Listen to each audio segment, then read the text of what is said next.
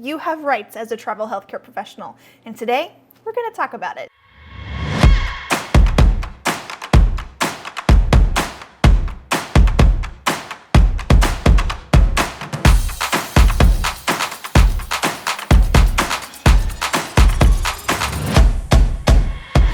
Welcome back to No Ordinary Path. I'm Kristen Farnsworth and I am a travel nurse recruiter. My husband John is an ICU traveler and together we have been traveling for the last 7-ish years. Last summer we did a Travel Healthcare 101 series and this summer it is time for the masterclass. So thank you for joining. If you were here last week, we went over all sorts of information on taxes, the big T word, travel nurse taxes, travel healthcare taxes. They could be very confusing, so we went over a lot of the rules that go along with that, such as the 50-mile rule, the 12 and 24-month rule, the 30-day rule, what all of those mean, and whether they're actually rules or laws or just suggestions. I'm going to preface this just like I prefaced our tax video. I am not a lawyer. These are just some things that I know that my travelers have run into. As a travel healthcare professional, you're entitled to many of the same rights that your counterparts in the staff nurse positions are receiving. Where it gets tricky is that your job changes from state to state. There are some things about traveling that are simply unique that staff nurses just don't have to deal with. And so it's important to talk about what you can expect and what you are entitled to as a traveler. Things like sick pay, stipends, whether you should receive them or not. Minimum wage, how does that apply to travel nursing? Are there pay caps? Do you get required breaks? All of these are things that we're going to talk about today and what you can expect and what you are entitled to, what your rights are as a travel healthcare professional. So you can find all of these down below in the description. I'm going to timestamp them just like we timestamped the tax video. And if you missed the tax information, you can find it up there and follow along for the rest of this series because this is a deep dive into travel nursing. So first up is sick pay. You have a right to sick pay in some states. There are a handful of states that do require you to have accrued sick time. And so if you are working in one of those states, you may not have an accrual bank for like your agency overall, but if you work in these particular states, you will. And if you come back and work another assignment in there, you may still have an ongoing accrual pot of sick time that you could take. So make sure you talk to your recruiter about that. But these are the states that require sick pay: Arizona, California, Connecticut, Washington, D.C., Massachusetts, Michigan, Nevada, New Jersey, New York, Oregon, Rhode Island, Vermont, Washington, Maine, and Colorado. So all of these states have their own individual rules about how much time you can accrue. There is a certain accrual rate, and then also how long you can keep that accrual.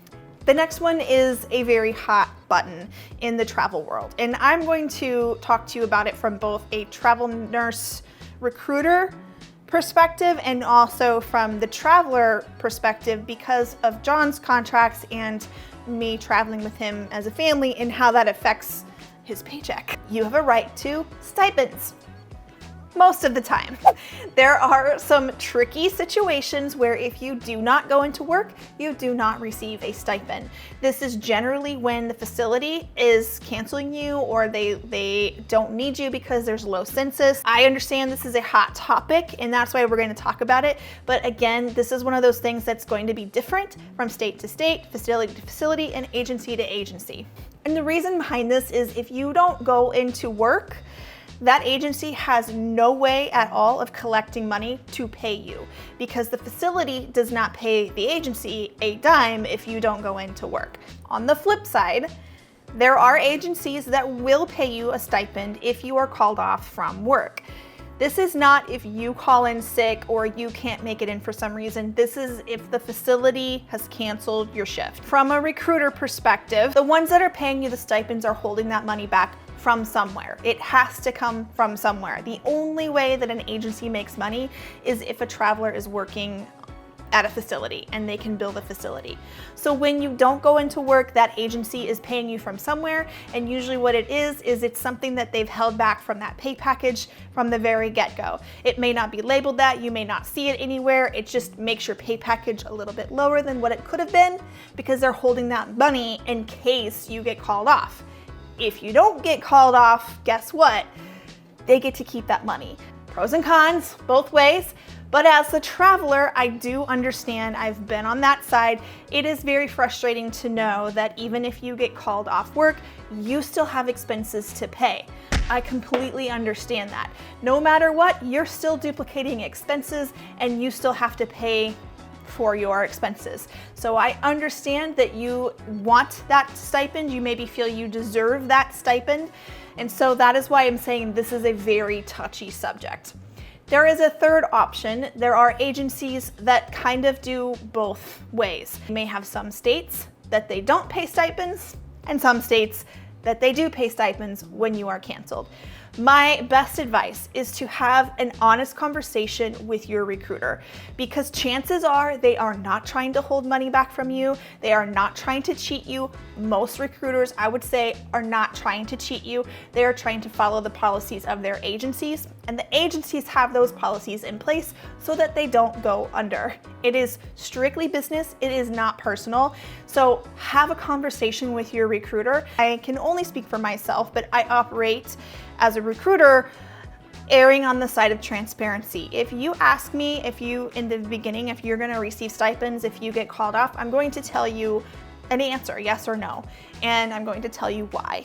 And then we can have a conversation about that, and you can decide if that's a good place and a good fit for you, or if you would prefer to go somewhere else or to a different state or a different facility. Okay, moving on. This one is more of an opinion, but you have a right as a travel healthcare professional to extra wages. Let's talk about pay caps. Pay caps have been a topic of concern for the last, I don't know how many years, at least as long as John has been a travel nurse, so 7 years at least. I'm sure it's been going on for longer than that. There have been talks of federal caps. There have been talks of state caps, and nothing has been officially passed except for in one state.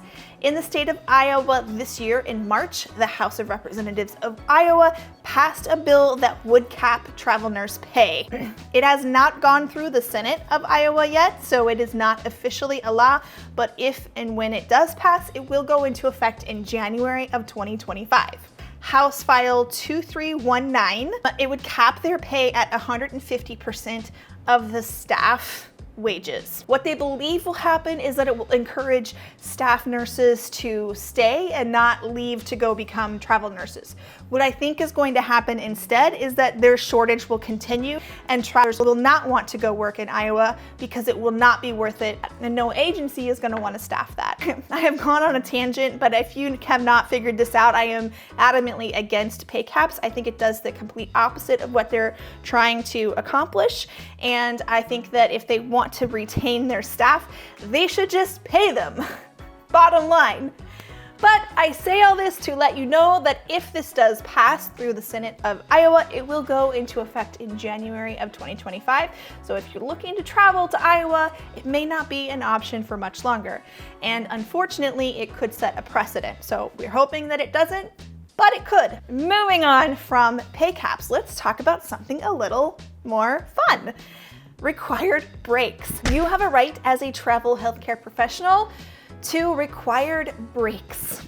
You have a right to take a break and eat lunch anywhere, but sometimes you won't be able to clock out for that. Sometimes it's going to be on the go, and in some states it will be required that you physically clock out and take an actual lunch. In states like California and Washington and Oregon, I have travelers that love working there because it is required, and in fact, they have a second break that is required, and often like 15-minute breaks as well. But the flip side of that is if you're wanting to get those hours in, it could be a little bit difficult and may require extra paperwork if you want to skip them. Those required lunch break states are California, Colorado, Connecticut, Illinois, Kentucky, Nevada, Oregon, and Washington. The last one that I want to talk about is minimum wage, and this is really only pertaining to California at this point, but they do have some legislation being passed that will increase their minimum wage. And in fact, in January of 2024, it increased to $16 an hour.